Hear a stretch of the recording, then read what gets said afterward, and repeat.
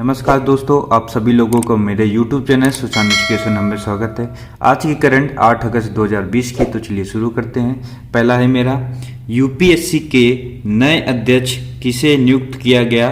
तो आंसर है मेरा डॉक्टर प्रदीप जोशी को नियुक्त किया गया।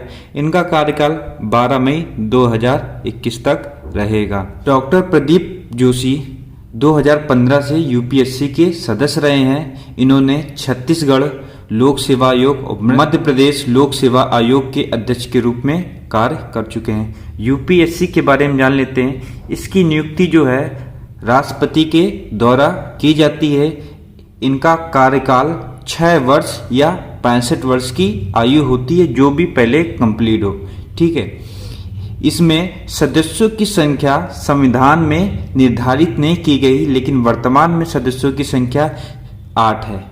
चलिए आगे देख लेते हैं। किस देश के द्वारा 1971 के संग्राम में शहीद हुए भारतीय सैनिकों की स्मृति में एक स्मारक का निर्माण किया जाएगा? तो आंसर है बांग्लादेश के द्वारा किया जाएगा। ठीक है, 2021 में 1971 के बांग्लादेश मुक्ति संग्राम के 50 वर्ष कंप्लीट हो जाएंगे। ठीक है, भारत ने 1971 में पाकिस्तान से मुक्ति दिलाने में बांग्लादेश की सहायता की थी। ठीक है, बांग्लादेश की राजधानी ढाका है, वहाँ पे मुद्रा टका चलती है। ठीक है, और भारत बांग्लादेश के साथ सबसे लंबी सीमा बनाता है, जो 4996.7 किलोमीटर है। चलिए अगला देख लेते हैं।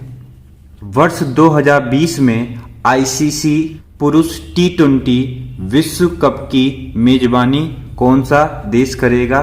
तो आंसर है भारत करेगा 2021 की, और वर्ष 2022 की मेजबानी ऑस्ट्रेलिया के द्वारा की जाएगी। ठीक है, आईसीसी की स्थापना 1909 में हुई थी। ठीक है, इसका मुख्यालय दुबई UAE में है, और इसके CEO मनु साहनी है। चलिए अगला देख लेते हैं।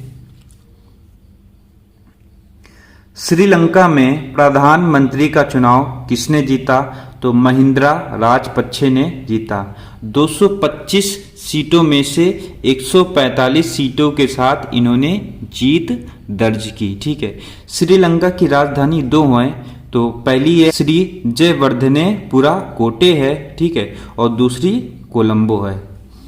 श्रीलंका के राष्ट्रपति गोतबाया राजपक्षे हैं। चलिए अगला देख लेते हैं। एजिम बैंक ने बिजली आपूर्ति की गुणवत्ता में सुधार के लिए किस देश को 250 मिलियन अमेरिकी डॉलर का ऋण दिया है? तो आंसर है मोजाम्बिक। एजिम का मुख्यालय मुंबई महाराष्ट्र में है। ठीक है, मोजाम्बिक की राजधानी मपूतो है। वहाँ पे मुद्रा जो चलती है मोजाम्बिक मेटिकल चलती है, और वहाँ के राष्ट्रपति फिलिप न्यासी हैं। चलिए अगला देख लेते हैं। पीएनबी हाउसिंग फाइनेंस के नए MD और CEO के रूप में किसे नियुक्त किया गया? तो आंसर है हरदयाल प्रसाद को नियुक्त किया गया। चलिए अगला है।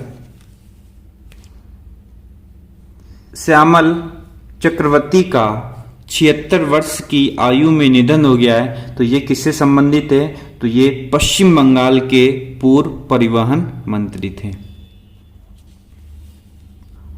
मुकुंद लाट का 82 वर्ष की आयु में निधन हो गया है। ये किससे संबंधित थे?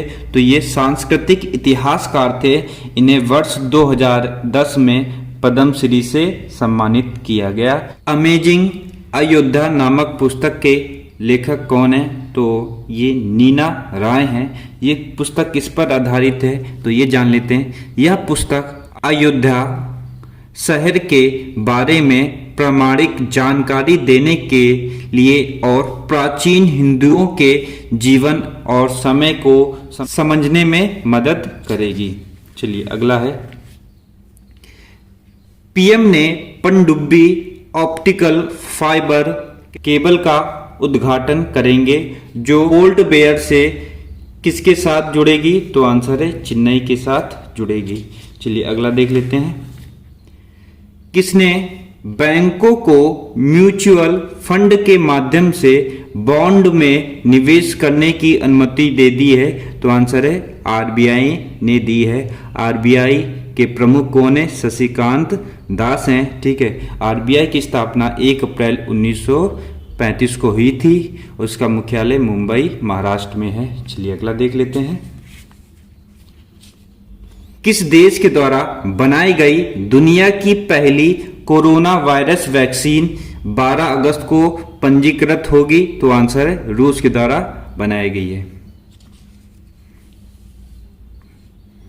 निजी क्षेत्र के किस बैंक में एलआईसी ने ओपन मार्केट से शेयर खरीद कर करीब 5% मतलब 4.23 हिस्सेदारी खरीद ली है? तो आंसर है यस बैंक की हिस्सेदारी खरीद ली है। किस देश की संसद ने सरकारी उपकरण पर मतलब कि सरकारी जो कंप्यूटर होंगे या लैपटॉप होंगे उन पर टिकटॉक के इस्तेमाल पर पाबंदी लगा दी है? तो आंसर है अमेरिका। अगला है, किस राज्य के मुख्यमंत्री ने 2 फास्ट ट्रैक कोर्ट का उद्घाटन किया? तो आंसर है मणिपुर। इसका मतलब ये होता है कोई भी मुकदमा होगा उस पर फैसला जल्दी लिया जाएगा। चलिए अगला देख लेते हैं।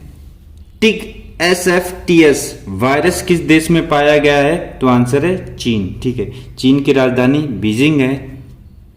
अगला है मेरा, ब्लूमबर्ग इंडेक्स के अनुसार मुकेश अंबानी किस नंबर के सबसे अधिक अमीर व्यक्ति बन गए हैं? तो आंसर है 4थे नंबर के बन गए हैं। चलिए अगला देख लेते हैं। प्रधानमंत्री आवास योजना शहरी के तहत कितने लाख से अधिक घर को मंजूरी मिल गई है? तो 10 लाख घर को और मंजूरी मिल गई है।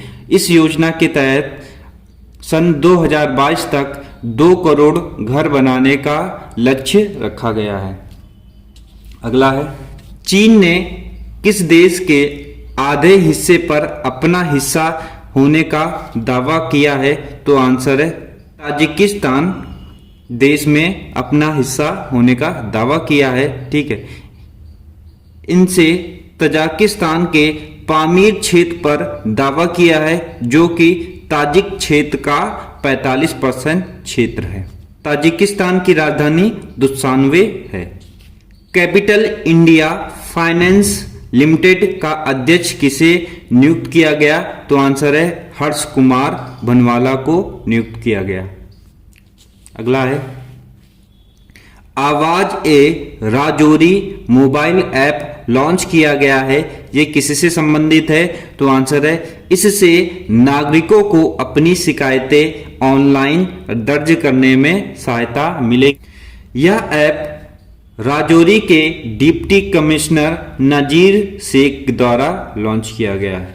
अगला है मेरा, यूनेस्को ने किस राज्य के 2 गांवों को सुनामी रेडी मान्यता दी है? तो आंसर है ओडिशा। ठीक है, 2 गांव कौन से वो जान लेते हैं। ओडिशा के 2 गांव वेंकटरायपुर और नोलियासाही हैं। ओडिशा भारत का पहला राज्य बन गया है जिनको ये मान्यता प्राप्त हुई है। ठीक है, किसके द्वारा दी गई है? ओडिशा राज्य आपदा प्रबंधन प्राधिकरण ने 2 गांवों में लागू किया है। ठीक है, इसका उद्देश्य जान लेते हैं। इसका उद्देश्य सुनामी के दौरान आपातकालीन स्थितियों के निपटाने हेतु समुदाय की तैयारी में सुधार लाना है।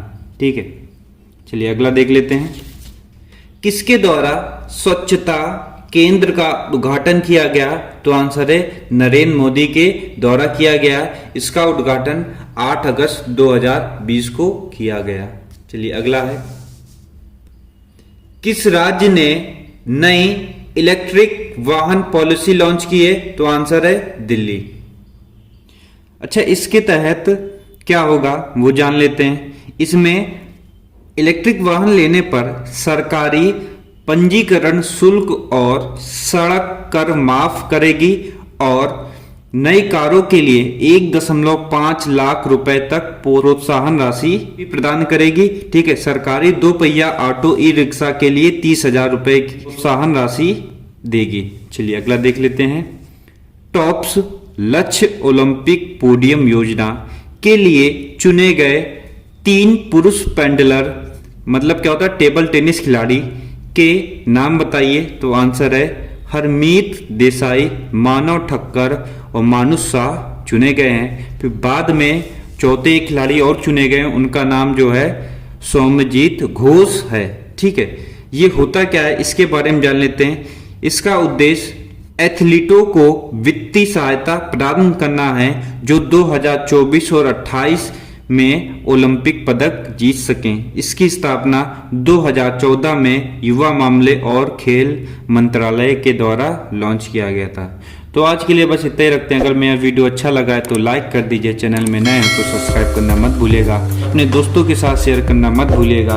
अंत तक देखने के लिए बहुत बहुत धन्यवाद।